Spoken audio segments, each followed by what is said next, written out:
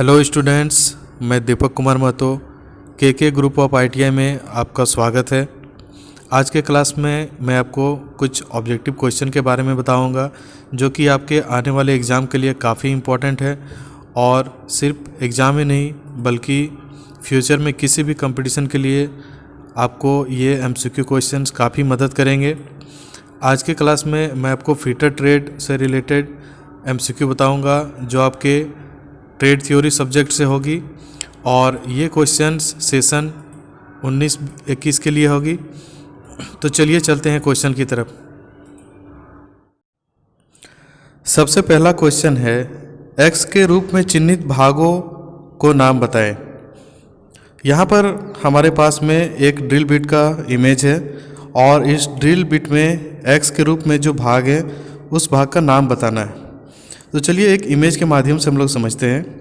यहाँ पे देखिए ड्रिल बिट दिखाया गया है और नीचे के साइड में ये जो ड्रिल बिट का एंगल बन रहा है ये एंगल कहलाता है पॉइंट एंगल।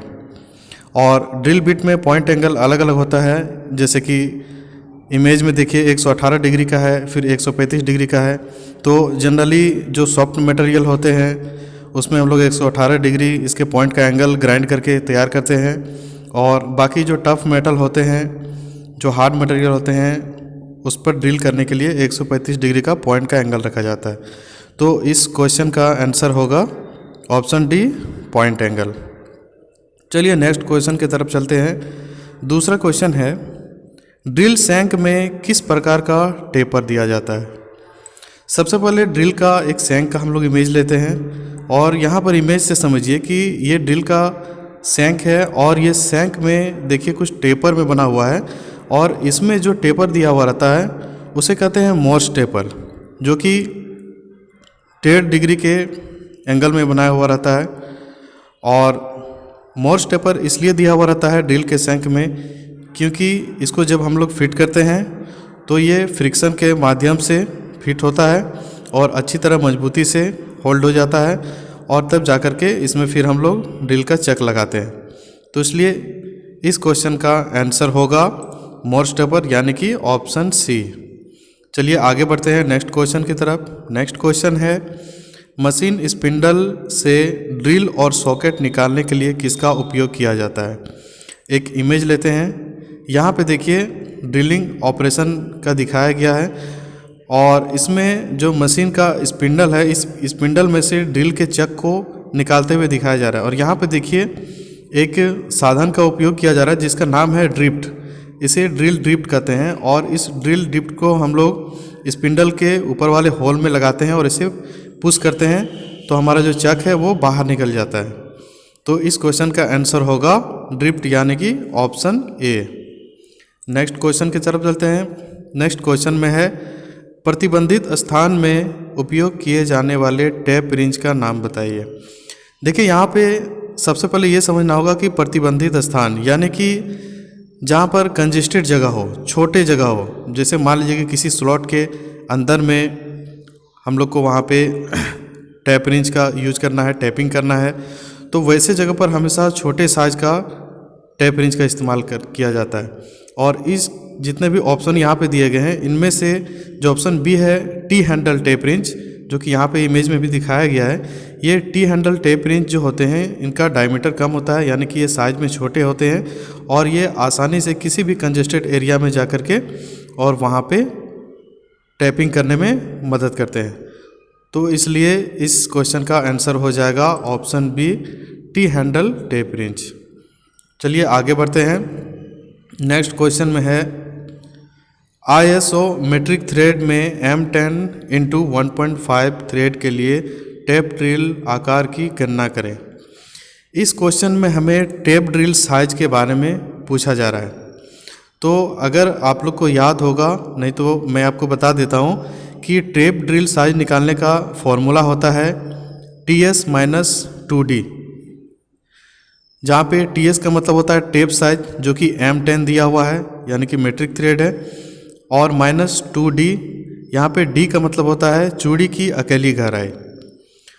तो इसी फॉर्मूला में हम लोग वैल्यू को पुट कर देते हैं। जैसे टेप साइज हमारा 10 है तो 10 पुट कर दिए, उसके बाद में 2 के जगह में 2 और इनटू के बाद जो डी होता है उसका एक वैल्यू होता है, जैसे M10 तक के जो टेप के साइज होते हैं उनका जो वैल्यू होता है वो 0.61 पी का यानी पिच होता है, चूड़ी की गहराई।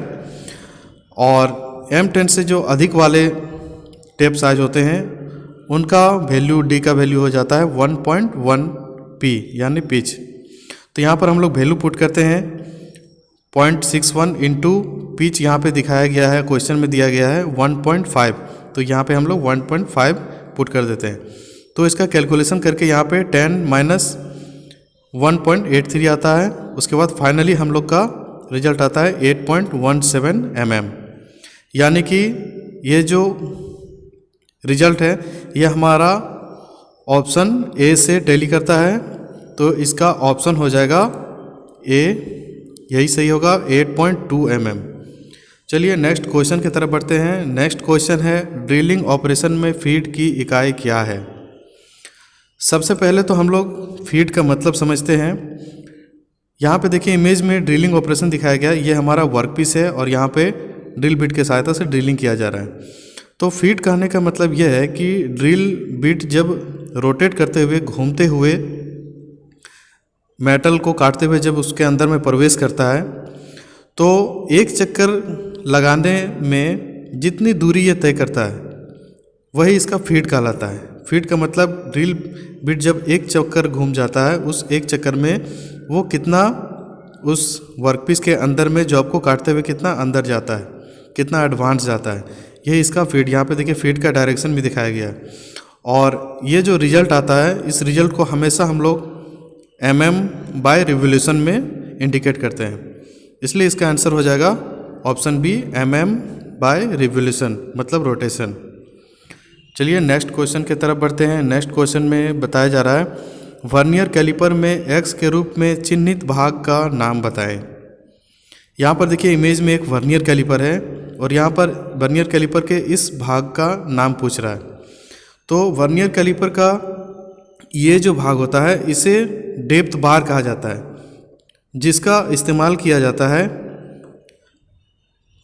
किसी भी गहराई को चेक करने के लिए।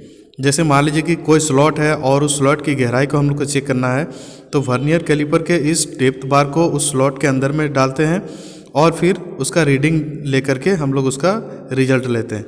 इसलिए इस क्वेश्चन का सही आंसर ऑप्शन सी होगा कि ये वर्नियर कैलिपर का डेप्थ बार है।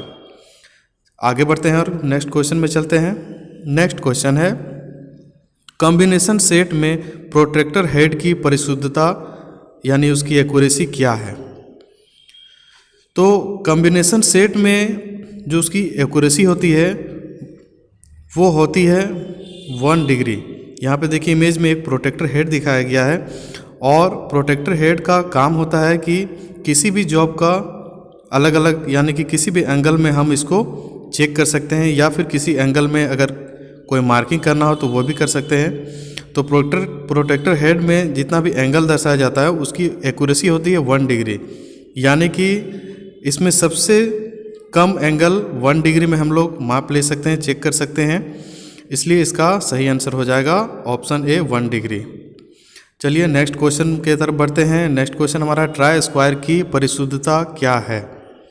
ट्राई स्क्वायर की परिशुद्धता यानी कि ट्राई स्क्वायर की एक्यूरेसी के बारे में कह रहा है। तो यहाँ पे जो ऑप्शन सी है 0.002 mm पर 10 mm लेंथ, यानी कि ट्राई स्क्वायर से जब हम लोग किसी भी जॉब को चेक करते हैं तो उस जॉब के 10 mm की दूरी में ये 0.002 mm की एक्यूरेसी में ये चेक करता है और रिजल्ट भी उतनी एक्यूरेसी में देता है। फिर जब उसका लेंथ बढ़ते जाता है तो एक्यूरेसी फिर धीरे धीरे उसका कम हो जाता है। तो इसका सही आंसर हो जाएगा ऑप्शन सी 0.002 mm पर 10 mm लेंथ। आगे बढ़ते हैं और नेक्स्ट क्वेश्चन में चलते हैं। क्वेश्चन नंबर 70 निशान दिखने के लिए किस पंच का उपयोग किया जाता है। Which punch is used for witness mark.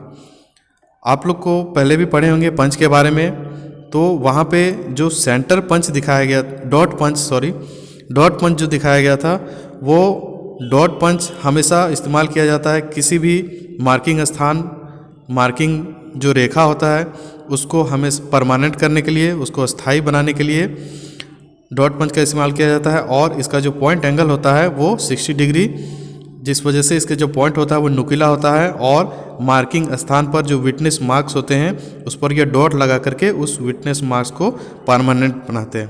तो इसका आंसर हो जाएगा ऑप्शन ए डॉट पंच। आगे बढ़ते हैं, क्वेश्चन नंबर 71 में चलते हैं। उस कैलिपर का नाम बताएं जिसकी एक टांग एडजस्टेबल डिवाइड पॉइंट और दूसरा टांग मुड़ी होती है। देखिए यहाँ पे इसका आंसर हो जाएगा जेनी कैलिपर, क्योंकि जेनी कैलिपर का देखिए यहाँ इमेज से समझिए, जेनी कैलिपर का जो दोनों टांग होता है वो दोनों टांग एक समान नहीं होता है, इसलिए इसका नाम ऑड लेग कैलिपर भी कहा जाता है। इसमें इसका एक टांग जो होता है वो डिवाइडर पॉइंट की तरह बिल्कुल नुकीला होता है, इस पर पॉइंटर भी लगाया जाता है और इसके अपोजिट में जो इसका टांग होता है वो टांग मुड़ी हुई होती है यहाँ पर 45 डिग्री के एंगल में, जो कि इस टांग का इस्तेमाल हम लोग रेफरेंस एज में लगाते हैं और उसी के पैरेलल में इस पॉइंटर के द्वारा मार्किंग किया जाता है। तो इसका आंसर हो जाएगा option A jenny caliper. Next question की तरफ चलते हैं। सरफेस गेज में एक्स के रूप में चिन्हित भाग का नाम क्या है। यहाँ पे हमें एक इमेज मिलेगा। देखिए इस इमेज में सरफेस गेज के इस भाग का नाम पूछा गया है। तो सरफेस गेज में जो ये भाग होता है इस भाग को स्नग कहा जाता है और स्नग का काम ये होता है कि ये स्नग में हम लोग स्क्राइबर को फिट करते हैं और इसमें एक एडजस्ट करने के लिए नट लगा हुआ रहता है। इस नट के सहायता से जो सरफेस गेज का पिलर होता है इस पिलर पर हम लोग किसी भी हाइट में अपने आवश्यकता के अनुसार सेट कर सकते हैं और नट के थ्रू फिर उसको फिक्स कर देते हैं और फिर इसी तरह से उसका हम लोग काम निकालते हैं। तो इसका आंसर हो जाएगा ऑप्शन बी स्नग। चलिए अगले क्वेश्चन में चलते हैं। कॉम्बिनेशन सेट में एक्स के रूप में चिन्हित भाग का नाम क्या है। यहाँ पे देखिए कॉम्बिनेशन सेट का एक फिगर दिया गया है और इस भाग का नाम पूछा गया है। तो कॉम्बिनेशन सेट में 3 हेड होते हैं, सेंटर हेड, स्क्वायर हेड और प्रोटेक्टर हेड। सेंटर हेड का काम होता है किसी भी जॉब का सेंटर निकालने के लिए, जैसे राउंड जॉब हो या स्क्वायर जॉब हो उसका सेंटर निकालने के लिए यूज़ किया जाता है। स्क्वायर हेड का इस्तेमाल किसी भी जॉब का स्क्वायरनेस चेक करने के लिए, उसका राइट एंगल चेक करने के लिए यूज़ किया जाता है। और जो प्रोटेक्टर हेड होता है उसका यूज़ किया जाता है जैसे किसी भी जॉब के अलग अलग अगर एंगल हो, अलग अलग जॉब में टेपर हो तो उसको चेक करने के लिए या फिर अलग अलग एंगल में मार्किंग करने के लिए। तो ये जो इमेज है ये कॉम्बिनेशन सेट का प्रोटेक्टर हेड है, इसलिए इसका आंसर हो जाएगा option D protector head. Next question की तरफ चलते हैं। किस प्रकार के डेटम का पालन किया जाता है। यहाँ पे हम एक इमेज दिया गया है और इस इमेज में हम लोग को किस प्रकार के डेटम का यूज़ किया गया है। हम लोग मार्किंग चैप्टर में पढ़े थे कि मार्किंग करने के अलग अलग मेथड होते हैं, datum line method, centre line method, template method. तो डेटम लाइन मेथड में इस जॉब में दिखाया गया है कि यहाँ पे जो मार्किंग किया गया है ये मार्किंग जो इसका एज होता है, एज यानी कि जिसे किनारा कहते हैं, इन किनारों को रेफरेंस मान करके और इस पर पैरेलल लाइन खींचे गए हैं। ये जो किनारा है इसके पैरेलल में ये लाइन है, इधर का जो किनारा है इसके पैरेलल में ये लाइन, इस तरह से मार्किंग किया गया है इस जॉब पर। तो इस जॉब पर जो भी विधि अपनाई गई है इस विधि को कहते हैं एज डेटम, क्योंकि इसमें डेटम इसके एज को यानी किनारे को माना गया है और उसी के अनुसार मार्किंग किया गया है। इसलिए इस क्वेश्चन का आंसर हो जाएगा ऑप्शन ए एज डेटम। आगे बढ़ते हैं, क्वेश्चन नंबर 75 में चलते हैं। इस समानांतर ब्लॉक यानी कि पैरेलल ब्लॉक का नाम क्या है। यहाँ पे हमें एक इमेज मिलेगा, ये पैरेलल ब्लॉक है। पैरेलल ब्लॉक का इस्तेमाल हम लोग किसी जॉब पर अगर मार्किंग करते हो या मशीनिंग करते हैं तो उस जॉब को पैरेलल प्लेन में उसे सपोर्ट देने के लिए इसका इस्तेमाल किया जाता है। और पैरेलल ब्लॉक कई तरह के होते हैं। इस तरह का जो पैरेलल ब्लॉक है इसे हम लोग एडजस्टेबल पैरेलल ब्लॉक कहते हैं, क्योंकि इसमें 2 तरह के ब्लॉक होते हैं, पेयर होते हैं और जो कि टेपर में बने हुए रहते हैं। और यहाँ पे एक स्लॉट दिखाया गया है, इसी स्लॉट के माध्यम से ये जो दोनों पैरेलल ब्लॉक हैं वो एक दूसरे पर स्लाइड करते हैं और स्लाइड करते हैं। इसी के अनुसार हम लोग इस पैरेलल ब्लॉक को अलग अलग हाइट में हम लोग सेट कर सकते हैं। तो ये जो पैरेलल ब्लॉक है वो एडजस्टेबल है, इसलिए इसका आंसर हो जाएगा option D, adjustable parallel block. आगे बढ़ते हैं और क्वेश्चन नंबर 76 में चलते हैं। ग्रेड ए भी ब्लॉक के निर्माण के लिए किस मटेरियल का उपयोग किया जाता है? यहाँ पे देखिए भी ब्लॉक समझने के लिए एक इमेज यहाँ पे दिखाया गया है। भी ब्लॉक हमेशा दो ग्रेड में पाए जाते हैं, एक ग्रेड ए और ग्रेड बी। जो ग्रेड ए वाले भी ब्लॉक होते हैं वो काफ़ी हाई अच्छी फिनिशिंग में होते हैं, उनकी एक्यूरेसी भी ज़्यादा होती है, और ग्रेड बी वाले जो भी ब्लॉक होते हैं उनकी एक्यूरेसी ग्रेड ए की अपेक्षा कम होती है। तो ग्रेड ए के जो भी ब्लॉक होते हैं उनको हमेशा हाई क्वालिटी वाले स्टील से बनाए जाते हैं, जिसके जो फेस होते हैं वो काफ़ी हाई फिनिश किए हुए रहते हैं और इनकी एक्यूरेसी भी अच्छी होती है। इसलिए इस क्वेश्चन का आंसर हो जाएगा option C, high quality steel. आगे बढ़ते हैं और नेक्स्ट क्वेश्चन में चलते हैं। कुंजी मार्ग यानी कि कीवे के कोनों पर पदार्थों को हटाने के लिए किस छेनी का प्रयोग किया जाता है? ये बहुत अच्छा क्वेश्चन है। देखिए कीवे यानी कि जो चाबी मार्ग होते हैं उनका जो कॉर्नर का सरफेस होता है वहाँ से एक्स्ट्रा मटेरियल को निकालने के लिए हमेशा डायमंड पॉइंट चीजल का यूज़ किया जाता है, क्योंकि डायमंड पॉइंट जो चीजल होता है उस चीजल का जो पॉइंट होता है वो भी के आकार का होता है, और इसी कारण से यहाँ पे देखिए इमेज में भी दिखाया गया है, कट्स ए भी शेप्ड ग्रुव। अगर किसी स्लॉट हो या किसी की वे हो, उसका जो कॉर्नर का सतह होता है उस कॉर्नर के सतह में ये डायमंड पॉइंट का चीजल का जो पॉइंट होता है वो आसानी से उस कॉर्नर में जाता है, और उस कॉर्नर में से जो अवांछित धातु होते हैं उसे वो निकाल करके और उस कॉर्नर को वो फिनिश करते हैं। तो इसका आंसर हो जाएगा option B, diamond point chisel. आगे बढ़ते हैं, क्वेश्चन 78 में चलते हैं। किस फाइल में एक दिशा में दांते कटे होते हैं? देखिए जो सिंगल कट फाइल होता है, कट के अनुसार तो फाइल कई तरह के मिलते हैं, उसमें से जो सिंगल कट फाइल होते हैं उसमें दांते हमेशा एक दिशा में कटे हुए होते हैं, इसीलिए इस फाइल का नाम पड़ता है सिंगल कट फाइल। और इसमें जो दांते कटे होते हैं वो इसके सेंटर से जो एक्सिस होता है उससे 60 डिग्री के एंगल में कटे हुए होते हैं, और इसी कारण से सिंगल कट फाइल का इस्तेमाल हार्ड मटेरियल को रिमूव करने के लिए किया जाता है, या फिर कोई धार वाले कोई औजार होते हैं उनका धार लगाने के लिए किया जाता है, और ये कम मात्रा में मेटल को रिमूव करते हैं, इसलिए इससे अच्छी फिनिशिंग भी आती है।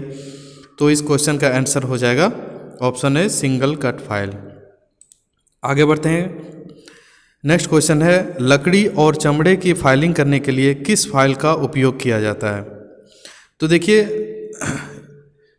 ऑप्शन है hand file, bastard file, rasp cut file, single cut file.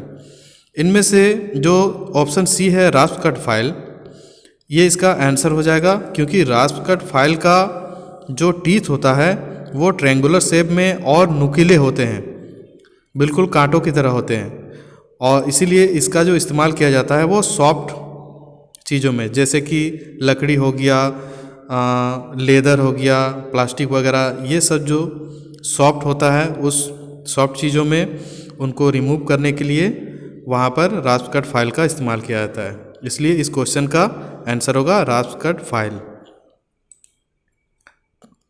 आगे चलते हैं और क्वेश्चन नंबर 80 पर चलते हैं। क्यों फाइलों के कटिंग फेसेस को लंबाई के साइड से थोड़ा बेवेल किया हुआ रहता है? यहाँ पर देखिए एक इमेज के माध्यम से समझते हैं कि फाइल का जो फेस का हिस्सा होता है वो लंबाई में कुछ बेवेल किए हुए रहते हैं, इसे हम लोग कन्वेक्सिटी ऑफ फाइल भी कहते हैं। तो फाइल को बेवेल बनाने का मकसद ये होता है कि जब हम लोग किसी फ्लैट सरफेस पर फाइलिंग करते हैं तो फाइलिंग करने के टाइम में उसके दांत, फेस के जो सारे दांत होते हैं वो एक साथ इसके फेस पर नहीं लगते हैं, एक साथ कांटेक्ट नहीं होते हैं, इसी कारण से फाइल हमारा काफ़ी अच्छी तरह से बैलेंस में चलता है और फ्लैट सतह पर फाइलिंग काफ़ी अच्छी तरह से होती है और उसमें फिनिशिंग भी बहुत अच्छी तरह से आती है। इसीलिए इस क्वेश्चन का आंसर हो जाएगा ऑप्शन बी, यानी कि फ्लैट सतहों की फाइलिंग आसान करने के लिए।